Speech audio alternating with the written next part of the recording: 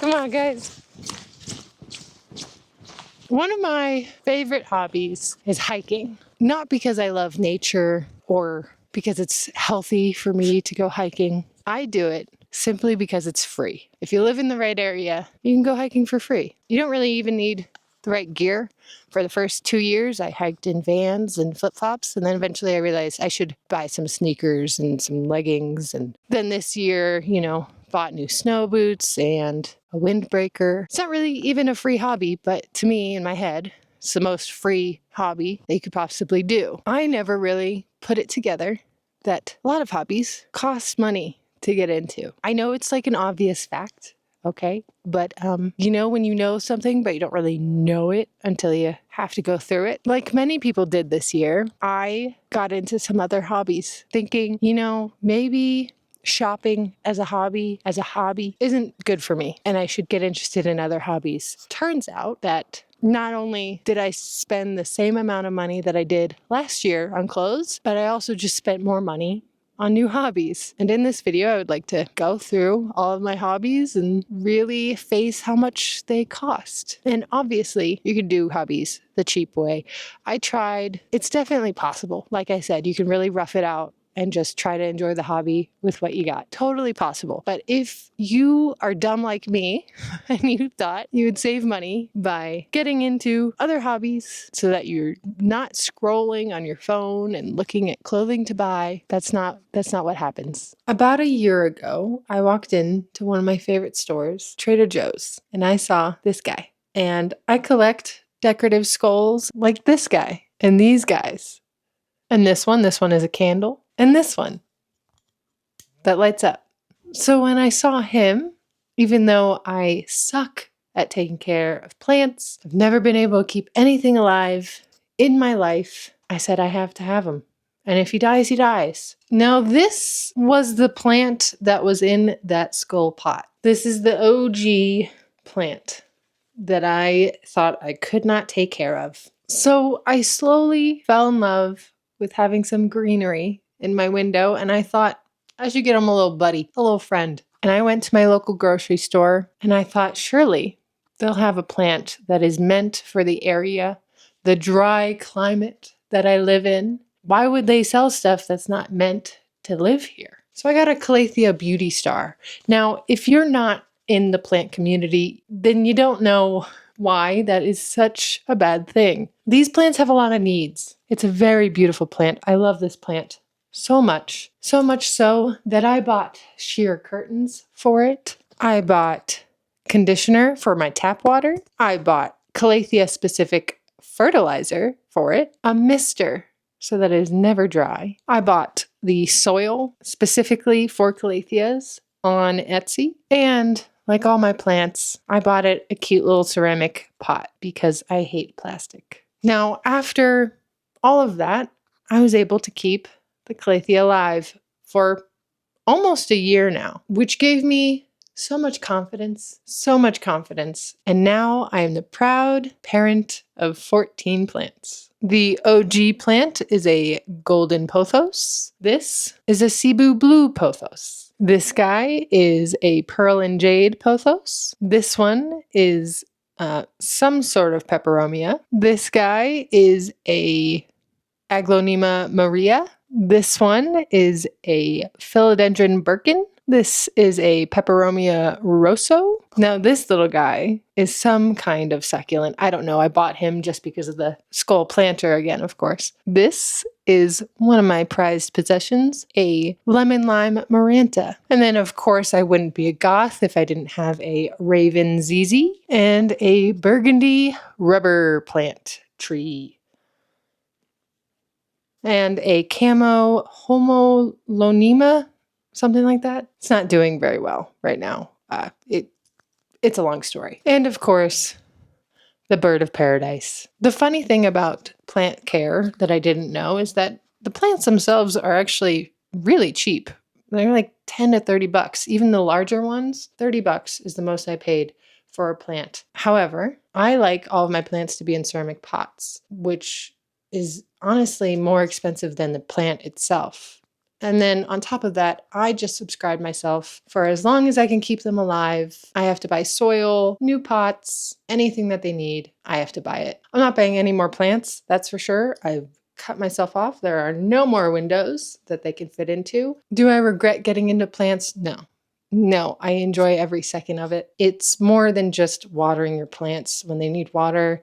It's learning about all the different kinds. And when I meet someone, I can ask them, hey, do you have any house plants? And a lot of the times they do, and they never talk about them with people. And I'm very interested in hearing about other people's plants. So if you have any plants, comment down below, and I will be very interested in reading your comment all about your plants. I'm not even joking. I am very interested. And it's been a year too that I'm interested in plants, which makes me think it's not just a phase I'm going through. Only time will tell though. And if that last hobby wasn't expensive enough for you, let me introduce you to my most expensive hobby, photography. I have always been into taking photos. This is my main camera. I have had this camera for about 7 or 8 years now, I want to say, and it has served me very well and continues to do so. I absolutely love this camera.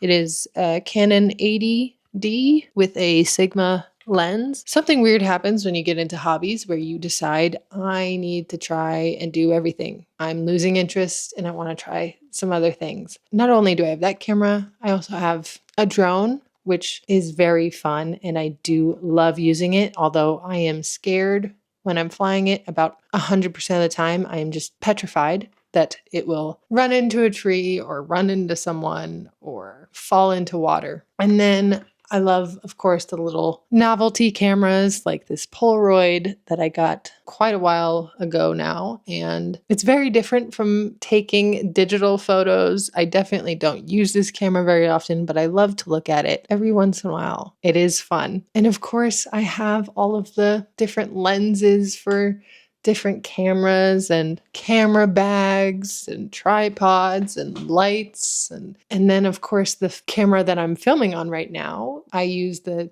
DJI Osmo Pocket 3. 10 out of 10 recommend it, by the way. It's a great camera. I'm really enjoying using it for YouTube videos. Then this past year, I got into film, which is the most expensive way to take photos. Now, this camera itself, I got it for Christmas, and it was about $160 on Craigslist. It's very old. It's all mechanical. No batteries are really necessary to use it. Using the camera, though, using it is very expensive. Film, at least the film that I like to use, is roughly $20 each roll. And then to get that roll developed is about $20.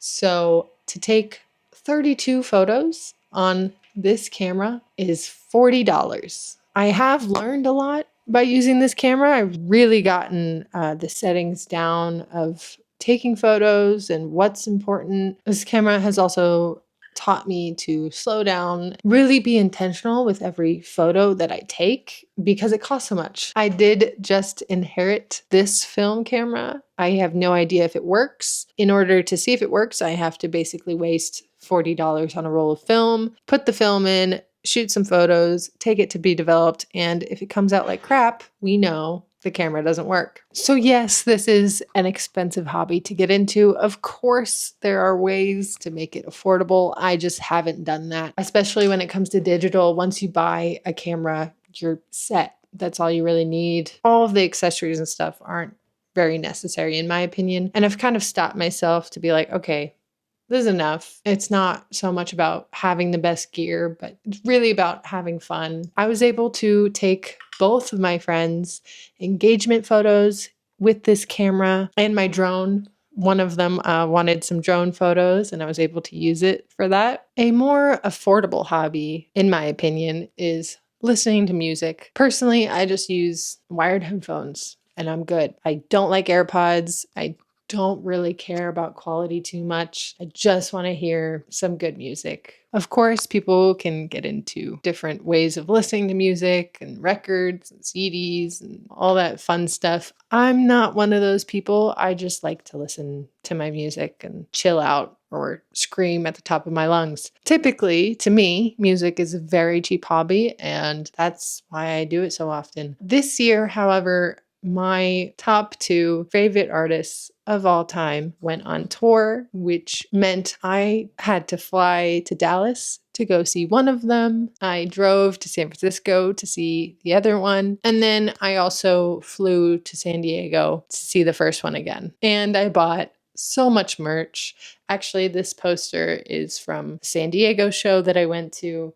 I bought a lot of merch. If you saw my last video, you saw all the merch. And that way, music can be expensive. Of course, you don't have to go to their shows. Typically, I'm not someone that wants to go to concerts. I feel very claustrophobic in crowds now. I've been to enough concerts at this point, but like I said, top 2 favorite artists, so I had to go. The tickets weren't that expensive. 2 of them were $80 each, and then the one in San Francisco was, I think, only $20 or $30. But getting there, traveling, music can be expensive, especially if you're like a Taylor Swift fan, or so I've heard. I don't know. My next hobby is not reading. I have all these books and I have read a good amount of them. I did write reading as one of my hobbies. It's not. Who am I kidding?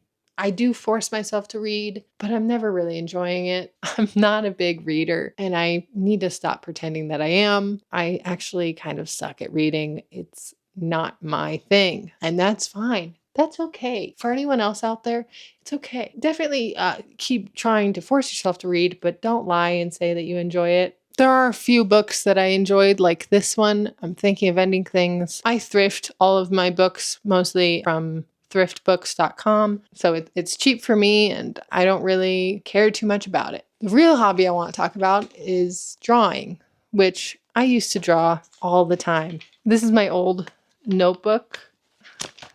It's hard to turn the pages. Mostly I would draw mandalas, and this one's cool. This one's really cool. I like this one. I used to draw all the time and I still have the desire to draw. However, I really want to get nice paper and some nice markers in order to draw instead of using an old crappy notebook. And with everything else that I've mentioned, I haven't had the time nor the money to really invest in that hobby. So it's kind of been on the back burner, but I'm sure I'll go back to it when I get bored of my other hobbies. For my more athletic hobbies in the summer, I like to go paddleboarding, which is definitely expensive to get into. Even if you buy a used paddleboard, they're pretty expensive. After that, I did buy some accessories for my paddleboard, like a bag that's waterproof and a phone case that's for the water. After you buy the board, it is kind of a cheaper hobby to have. And in the winter, I enjoy probably one of the most expensive hobbies that there is. I go skiing. I'm very fortunate that I can ski for only $40 at my local ski resort. And I have been skiing on the same skis for the last 10 years, the same poles. I haven't even waxed my skis, and they really, really need to be waxed. I don't invest in skiing whatsoever because every time I think about it, it's like so expensive. I know for other people, it can be around